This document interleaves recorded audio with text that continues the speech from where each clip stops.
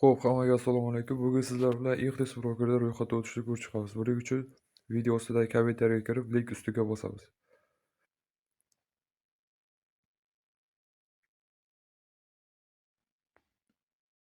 Va bu yerda biz Ixrisning rasmiy saytiga o'tib oldik. Bu yerda Ixris bilan to'liq tanishib chiqishimiz mumkin. Biz bu yerda sariq katta tugma, ya'ni ro'yxatdan o'tish tugmasiga ustiga bosamiz. Va bu yerda biz kutib turamiz, sababi sayt bizning inson ekanligimizni tekshirib oladi. Bu bir necha daqiqa vaqt olishi mumkin.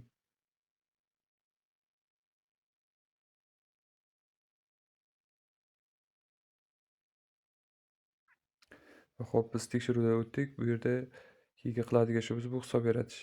Xo'p, bu yerda email manzilingiz degan joyga siz hozir ishlatayotgan email manzilingizni, ya'ni Gmailingizni kirgizasiz. Va bu yerda parol degan joyga esa kamida 8 ta va ko'pida 15 ta belgidan iborat va kamida bitta katta harf va kichkina harflardan iborat va kamida bitta raqam va kamida bitta maxsus belgi qatnashgan parol yaratasiz. Bu yerda misol qilib ko'rsataman. Masalan, shaxsiy katarda parol 8 va plyus.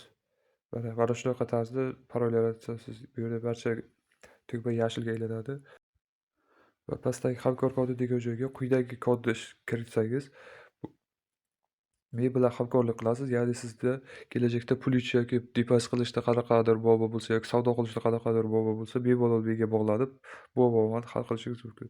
Xo'p, bu yerda pastdagi biticкani bosamiz va bu yerda barchasini to'g'riligini tekshirib, pastdagi sariq, ya'ni davom etish tugmasiga bosamiz va bizni quyidagi hisobga olib o'tadi. Bu yerda biz emailimizni tasdiqlashimiz kerak. Emailingizga kiramiz va bu yerda bizga Xrisda kod kelgan bo'ladi. O'sha kodni quyidagi joyga kirgizamiz.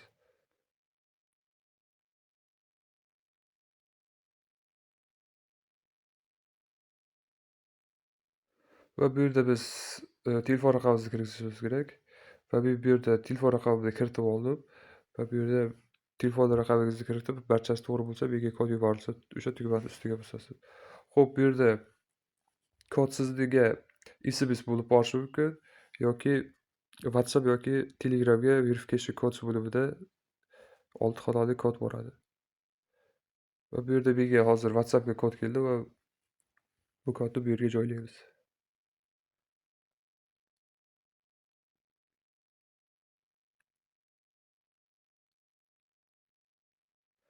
Va xo'p, biz muvaffaqiyatli Xrisda ro'yxatdan o'tib oldik va bu yerda keyingi qiladigan ishimiz bu. Play Market yoki App Store'dan Xrisning rasmiy ilovasini yuklab olamiz. Shu App Store yoki Play Marketga qidiruvga Xris deb bosinglar chiqadi. Biz Xris ilovasini yuklab olganimizdan so'ng Xris ilovasiga kirib olamiz.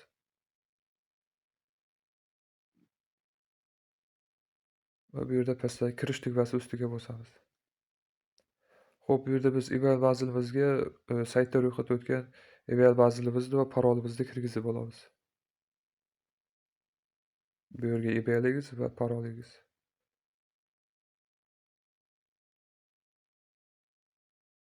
Va xo'p, men parolimni kirgizib oldim va bu yerda pastdagi kirish tugmasi ustiga bosamiz. Va bu yerda PIN kod o'rnatamiz. Bu o'zinglar xohlagan PIN kodni o'rnatishlar mumkin. Men misol tariqasida mana shu PIN kodni o'rnatdim.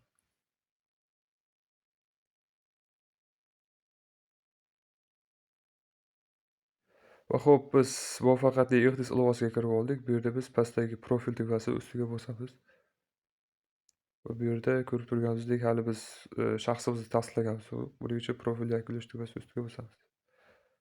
Va xo'p, bu yerda biz qiladigan ishimiz bu ID karta yoki pasportdagi ism familiyamizni to'liq qilib joylash kerak bu yerga. Va xo'p, bu yerda biz ism degan joyga ID kartadagi ismimizni, familiya degan joyga familiyamizni va bu yerda tug'ilgan sanangizni kirgizasiz. Bu yerda kun, oy va yil. E'tibor berishimiz kerak, yoshimiz 18 yoshdan katta bo'lishi kerak. Va bu yerda tug'ilgan mamlakatimizga O'zbekiston, O'zbekiston O harfi bilan boshlaymiz. O'zbekiston. Xo'p, bu yerda jinsingizni belgilaysiz. va yashash vazirligingizga, masalan, eee, hozir yashayotgan xonadoningizning, va shahringizni yozib va raqamini yozib qo'yasiz va bu yerda barchasini tekshirib, agar barchasi to'g'ri bo'lsa, pastdagi davom etish tugmasi ustiga bosasiz. Va keyingi qiladigan ishimiz bu EXDIS so'rovnomasini to'ldirib chiqishimiz kerak. Bu yerda EXDIS bizga savollar beradi, o'sha savollarga javob berib chiqamiz. Xo'p, bu yerda men qilgandek barcha savollarga javob berib chiqishingiz kerak va men bu yerda video tezlashtiraman. Bemalol men qilgandek barcha savollarga javob berishingiz mumkin.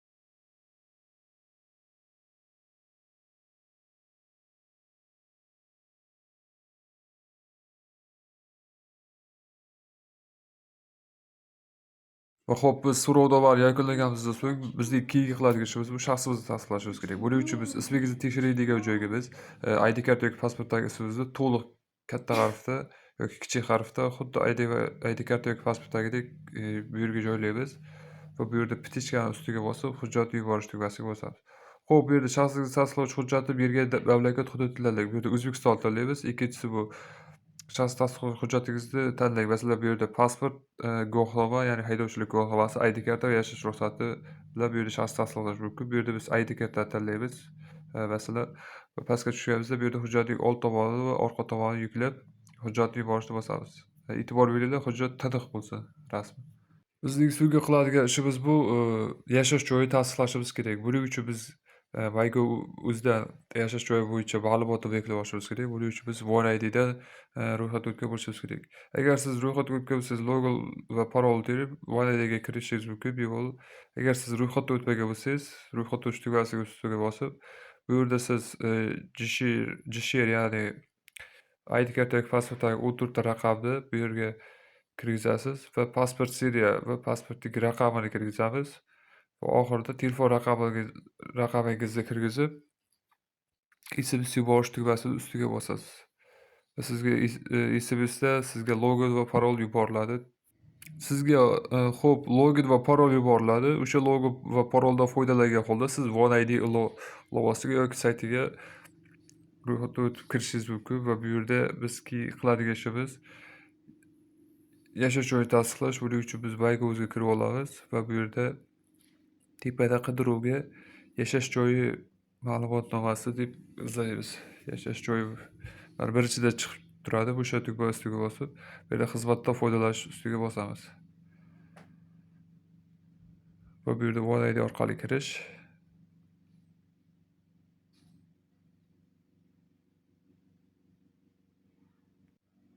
Bu yerda biz ozgina kutib turamiz. Ozgina vaqt oladi bu.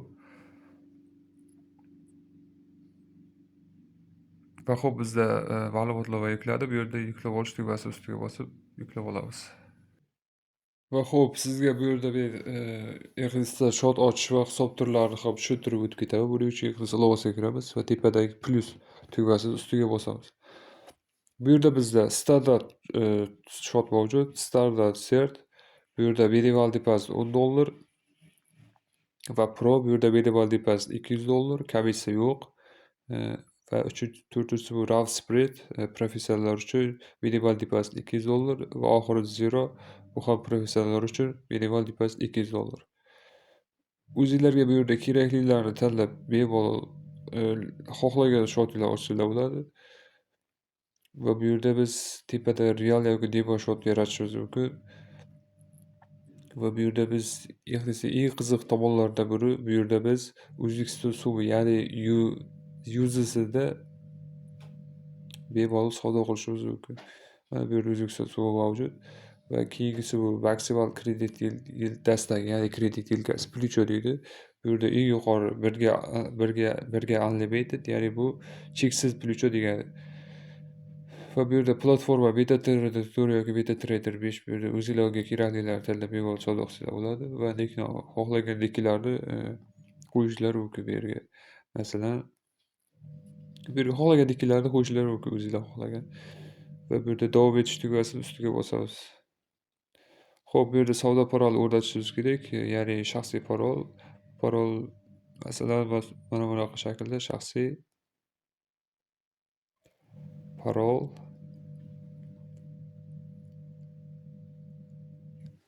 89 masalan pastki chiziqcha. Xuddi shunaqa qilib hisoblarsanglar bo'ladi. Va keyingi ko'rib chiqadigan ishimiz bu EXSga depozit qilish. Bu yerda depozit tugmasini ustiga bosib, pastdagisini ustiga bosamiz. Va bu yerda bizda juda ham ko'p depozit, ya'ni pul to'ldirish usullari mavjud. Bu yerda biz bemalol o'zi Humo, Uzcard va Visa, Mastercard yoki elektron-paylarda yoki kriptoda depozit qilishingiz mumkin. Xo'p, agar siz bu yerda bank karta yoki tepadagi bank kartadan to'lov qilsanglar, birinchi marta pul yechib depozit qilib pul yechib olsanglar, tepada sizlarda tasdiqlangan bo'lib, bank kartada saqlab qoladi. Bu yerda bank karta ustiga bosamiz. Va bu yerda biz qiladigan ishimiz karta raqami degan joyga Visa, Mastercard kartamizning raqamini bu yerga kirgizamiz va karta egasining ismi, kartadagi ism familiyani kirgizamiz va bu yerda amal qildirish muddati va 3ta maxfiy parol, ya'ni CVV kodini bu yerga kiritamiz. Va bu yerda hisobga qaysi hisobga depozit qilmoqchi bo'lsak, o'sha hisobni tanlaymiz. Bu yerda USD, USD va yevro, ya'ni dollar va yevro deb depozit qilish mumkin. Bu yerda dollarni tanlaymiz. Minimal depozit $10 hisoblanadi. Ya'ni O'zbekiston so'mida bu где-то 120 so'm. Hammasi to'g'ri bo'lgandan so'ng biz davom etish tugmasini ustiga bosib bemalol depozit qilishimiz mumkin. Xo'p, IXDSdagi eng zo'r, ya'ni depozit qilish va pul yechib olishda eng top brokerlardan biri hisoblanadi. Ya'ni siz depozit qilish где-то bir 5 minut ichida amalga oshadi. Ya'ni hisobingizga pul 5 minut ichida tushadi. Va pulni yechib olish ham xuddi shunaqa, juda ham tez amalga oshadi. Agar siz birinchi depozit qilib birdan yechib olayotgan bo'lsangiz, bu refund hisoblanadi va sizga pul hisobingizga, ya'ni bank kartangizga 3 yoki 5 ish kunida 100% pul kelib tushadi. Bunga xavotir olish shart emas. Va e'tibor beringlar, bu yerda agar sizlar refund qilib yechsanglar, agar shunday savdo qilib yechsanglar, pul hisobinglarga, ya'ni bank kartalarga uzog'i 1 minut ichida tushadi. Eng yaqini bu 1 sekund. 1 sekund ichida bank kartalarga pul tushadi. Va IXDSda yana bir plyus tomoni bu, depozit qilishda ham, pul yechib olishda ham hech qanaqa komissiya olinmaydi. So'nggi qiladigan ishimiz bu IXDSda real shotni yoki demo shotni MetaTrader 5 ilovasiga ulashni ko'rib chiqamiz. Buning uchun App Store yoki Play Marketda MetaTrader 5 ilovasini yuklab olamiz. Va o'sha MetaTrader 5 ilovasiga kirishimiz kerak. Va MetaTrader 5 ilovasiga kiramiz va bu yerda Add Trading Account tugmasini ustiga bosamiz. Xo'p, bu yerda biz IXDS ilovasiga qaytamiz.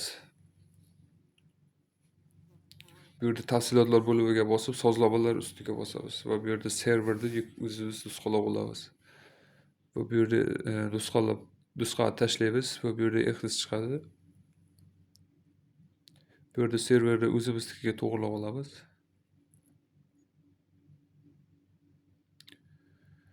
Xo'p, bu yerda biz keyingi qiladigan ishimiz yana IXDSga qaytamiz va bu yerda loginni serverni tepasidagi loginni nusxalaymiz va MetaTrader 5 ilovasiga qaytamiz va tepadagi login degan joyga joylaymiz va pasport degan joyga biz shot o'chayotganimizda ya'ni yaratgan parolimizni bu yerga joylaymiz. Va xo'p, biz parolni yozib oldik. Bu yerda Save Passport ustiga bosib, login tugmasi ustiga bosamiz. Va biz IXDS real shotimizni MetaTrader 5 ilovasiga bog'lab oldik. Bu yerda biz endi bemalol savdolarni amalga oshirishimiz mumkin. Qidiruvga HUSD, ya'ni gold izlasak, bu yerda goldni chartimizga bemalol qo'shib, tunlarda bemalol ishlashimiz mumkin. Xo'p, shu yerda videomiz o'z yakuniga yetdi. Video foydali bo'lsa, like bosing. Agar qanaqadir savollaringiz bo'lsa, kommentariyada yozib qoldiring. yoki Telegramda o'zimga ham bemalol chiqishingiz mumkin.